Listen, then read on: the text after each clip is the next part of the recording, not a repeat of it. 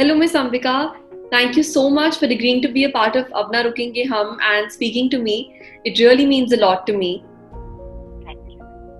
And you're one of my Thank you most so favorite. much for having me here today. You're one of my most favorite authors of one of my most favorite books, Miraj. And your book was also showcased in the World Book Fair in 2016 in Delhi. So, huge fan of your book. Yes, that's right. And also because Miraj also speaks about a girl's journey, so it really personally connected with me as well. So it means a lot to me that you've come here today and you're speaking to me about a topic that needs to be spoken about and needs to be normalized. So thank you so much. Thank you so much for having me here today, Naisha. We really need people like you. Thank you so much. Very inspiring. Thank you so much. While we talk about if life exists on the other side of the black hole, it really is shameful and so sad to see and read that we're not able to give a respected life to about 50% of our world's population. Right. Very true. And forget about the world. Let's talk about India. There are about 355 million menstruating women in India, and 30% of which is about our country's population. And in rural India, it is the biggest problem, which is again leading to gender inequality, gender disparity. Right. And what I don't understand is, how people shame menstrual health and hygiene and shame menstruating in India specifically. I mean, there are a lot of other parts of the world as well where people do have social taboos, but India is one of the most prominent countries, and what I don't understand is how people shame a biological process, because I think menstruating is something special, and I think every girl should be proud of it. Instead of complaining about it or feeling ashamed of it. And I think people around us as well need to accept the fact and normalize it, because it is normal, and at the end of the day it is a biological process. So our liking it or not liking it is not changing the fact that we will have it till we're like 50, 55, 60. So what do you think of the social taboos that surround menstrual health and hygiene? So this is really, really shocking. Girls are not allowed to continue their education. I'm talking about the rural India. Once they attain puberty, they're not allowed to continue their education. And there are about almost 23 million girls every year that drop out of school. It's so sad. I mean, forget about awareness. I mean, now, we're in a society where we're talking about awareness and educating our boys and, good parenting. I mean, there are not even clean toilets. Girls don't even have access to sanitary pads. They don't even know about menstruation. They don't know, there is no awareness. I mean, 71% of adolescent girls are still not aware of menstruation till they actually get it. Right. And it is so sad that 70% of rural mothers consider their menstruating daughters dirty. Right. When they themselves when they themselves yes. Period. So I think both sides need to be educated. While we do say educate our men, educate our boys, but I think women equally nowadays need to be educated about the fact that it is normal. And the numbers that you were bringing up, I mean, really sad. Yeah, so much so that the daughter is forced out of school. She's forced to stay in a separate room. She's not allowed to bathe. She's not allowed to come in the kitchen. She cannot eat or use the same utensils. Right. I mean, and I would rather call it a dirty legacy, where the same set of sick values are passed down from the mother to the daughter. Very true. That's very true. It's just dirty legacy. Mhm. Absolutely agree with Very, that. very sad. 100% agree with that. And you also mentioned the fact that women and a lot of women and girls can't afford sanitary pads. And I think some sort of light needs to be brought up to that, because if one sanitary pad costs like 200 rupees, like one packet of sanitary tissues and pads cost 200 rupees, how is a lower segment of India going to afford that? Yes, in the urban cities, we talk about when you're trying to save the environment, you want to use organic, biodegradable products. So I was just checking the internet today, and if we were to encourage everybody, including the girls in the rural areas, to use organic, biodegradable, sanitary napkins. When I was just saying, it's about 500, 600 rupees for a big pack and 300 rupees for a small pack. I mean, that's what I don't know. Monthly wages are lower than this. How are they expected to, provide their daughters with a packet of sanitary pads, or provide their wives with a packet of sanitary pads? And I think this needs to be, we need to shed some light on this as well, because that is when girls resort to cloth and, tissue papers, and that is the most unhygienic thing that one can do. Yeah. This is really, really sad, and I'm actually I'm not able to figure out how are we going to bridge this gap.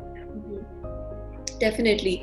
I mean, the NGOs that Apna Rukengi Hum that I work with, they do provide, sanitary pads to girls who come there. But I think it's also about the girls who don't have access to NGOs and who don't go to NGOs to learn certain skills and then hence do not get sanitary pads. So I think it is a matter of concern. And, I think we need to work towards bridging that gap. And I think if all of us, people who can afford it, even, try and take care of a few girls and help them, we can make a big difference in the society. Yes, absolutely.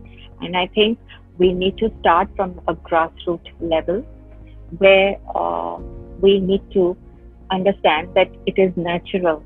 There's nothing unhealthy or dirty about it. Absolutely. You are not less of a human if you're getting it. Absolutely. I mean, I come from a background where it's okay. I mean, you are a human being. You're a girl, you're born this way. You're a boy, you're born this way. And if you're not feeling well, that's fine. You take rest. But there's nothing dirty about it, Absolutely. If I don't want to take a bath, I will not take a bath because I don't want to take a bath, not because someone is telling me not to take a bath because, I'm menstruating. Mm-hmm. And I think it should be one's choice. And also, I think a lot of teenage girls these days also do tend to exaggerate the pain that they face during their menstruating days.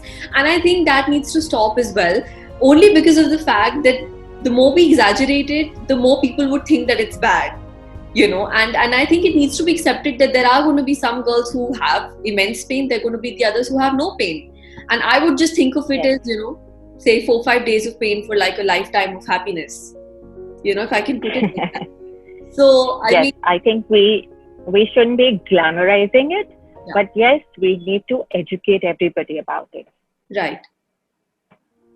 So, Ms. Ambika, how was it like for you when you were growing up? So, did you ever face any sort of social taboos in your school, college, or in your family? No.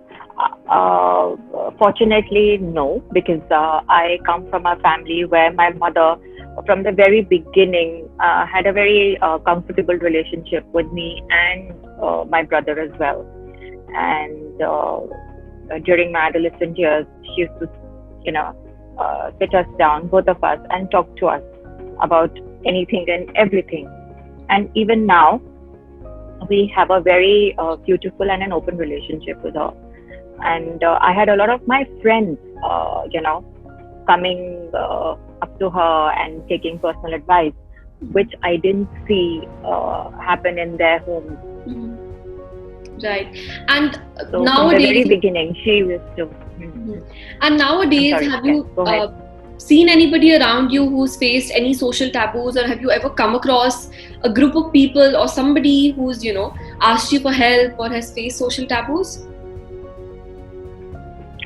So yes, I actually when you approached me, I did speak to a few of my friends, and though all of us now we are very open about it with our children, with the next generation. We want to make sure that we talk about we need to sensitize them about these issues. But I have a friend who even today she's not allowed to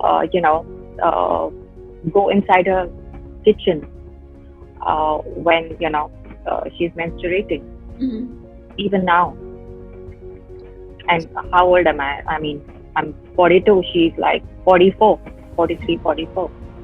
So And does she so it face is this? happening even today. And does she face this from her family, or is it something that comes naturally to her because it's always been like that for her? So it's the family where she comes from is obviously not like that, but where she's the family now, I mean her in-laws and her mother-in-law, she's not allowed to enter the kitchen. Right. So but she's a mother of a daughter, and she feels extremely she says that I'm not going to let this happen to my daughter. So she's very clear on that. Right. And I she's think not going to let this happen to. Yeah.